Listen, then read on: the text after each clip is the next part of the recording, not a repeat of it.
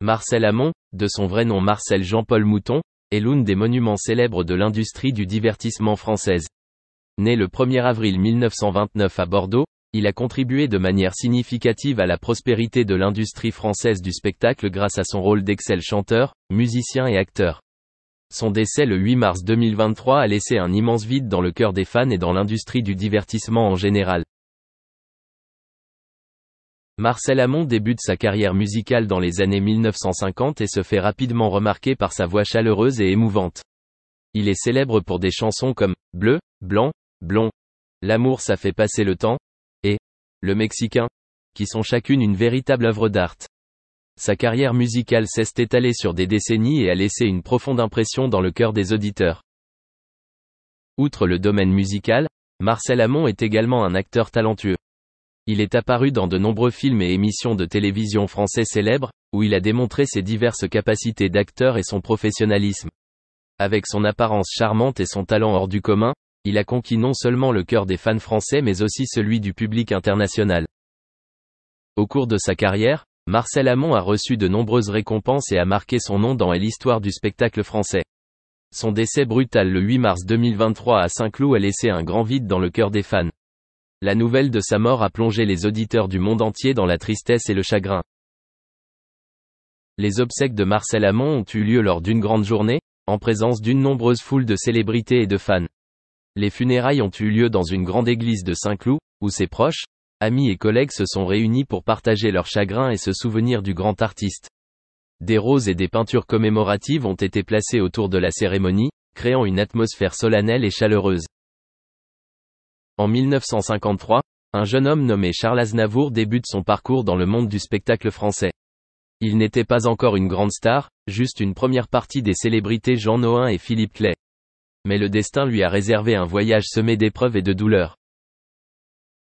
Après la représentation à Bordeaux, la rencontre des Aznavour avec la mort était plus proche que jamais. Il a été hospitalisé pendant une année douloureuse. Mais de ces épreuves, il est ressorti plus fort. En 1956, il commence à atteindre le sommet de sa carrière artistique. Les années 1960 sont l'âge d'or des Aznavour puisqu'il sort des tubes comme Bleu et d'Azur en 1960 et surtout dans le cœur de ma Golden l'année suivante. En 1962, il organise une exposition à Bobino, qui dure 3 mois et demi, attirant des foules à guichets fermés. Dans cette performance, Aznavour a non seulement interprété ses propres œuvres mais également les chansons de Claude Nougaro telles que Le Balayeur du Roy, Porte-Plume, Le Tango des Vins et le Jazz et la Java. Cette même année 1962, il réalise l'un de ses plus grands succès en signant Le Mexicain, un album qui bat immédiatement tous les charts. Parmi ses meilleures chansons, Le Mexicain est considéré comme son plus grand chef-d'œuvre. En 1965, Aznavour revient à l'Olympia pour un séjour de 5 semaines qui marque une innovation notable dans la façon dont il organise ses spectacles.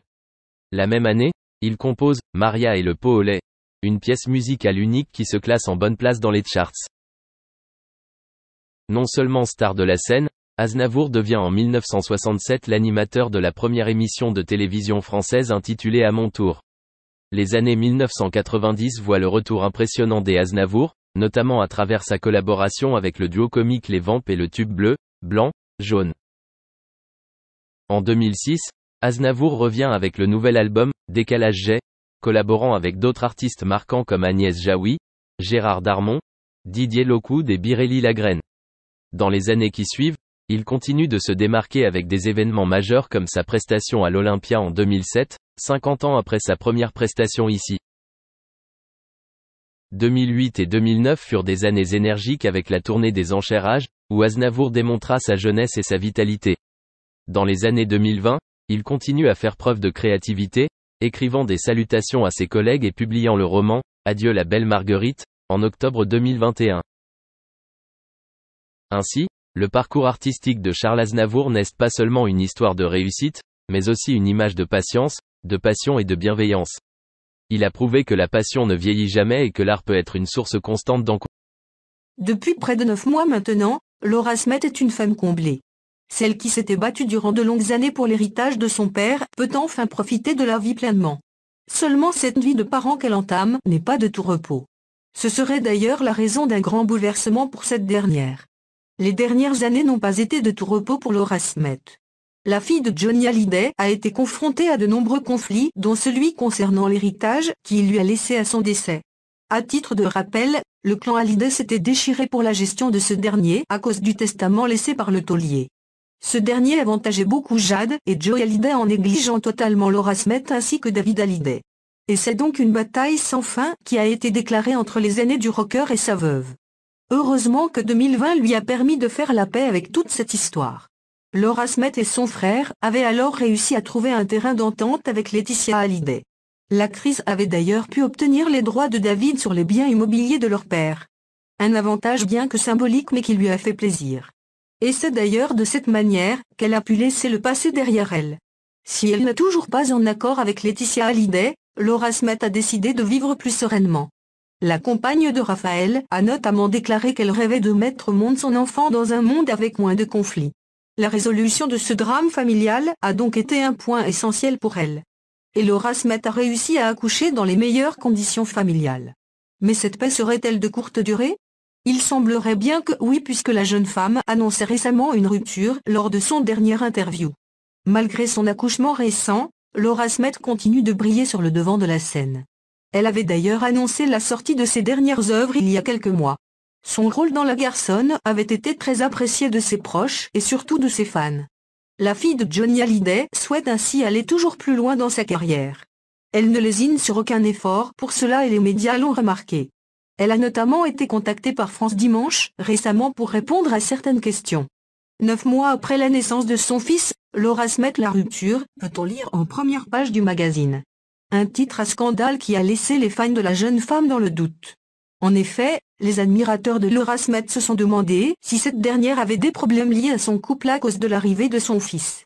Vous aussi vous êtes demandé ? Eh bien pas de panique.